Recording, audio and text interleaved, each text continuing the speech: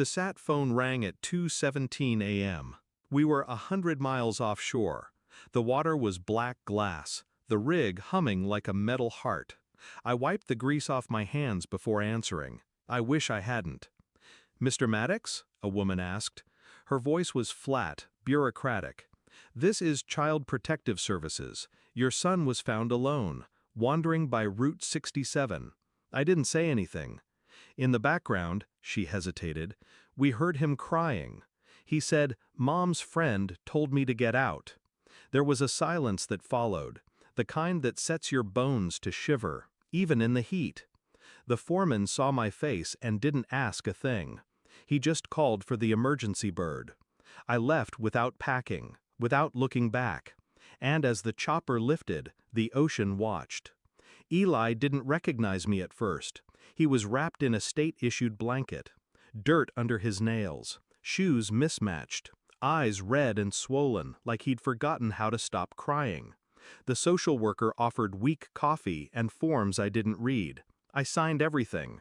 She asked if I had any idea who Derek was. I told her no, but the name tasted familiar, like something I'd tried not to swallow. Back home, the lights were on. The house was clean. Music played in the background, something cheap and romantic.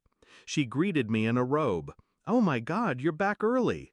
Not shocked, not guilty, just off script. Eli ran to his room, slammed the door. She tried to kiss me. I stepped aside. My voice was ice. "He said your friend told him to get out."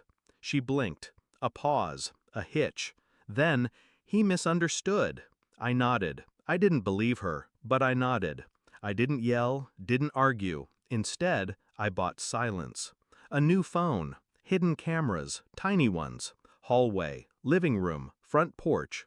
I told her work needed me on call. She smiled and kissed my cheek. I didn't flinch. The days blurred. She texted more, laughed louder, slept later. Eli stopped drawing, stopped talking.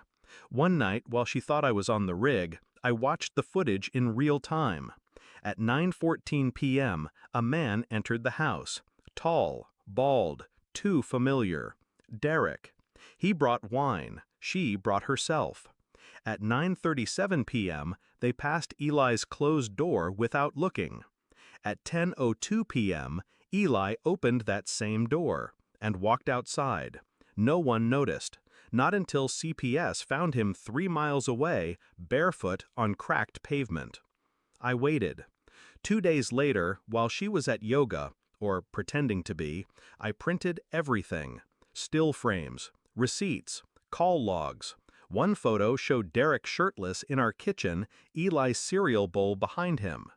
She came home humming, dropped her keys, took off her heels. "Hey babe, wanna order in tonight?" I handed her the folder. She opened it like it was a bill, and froze. Where did you—" "Doesn't matter."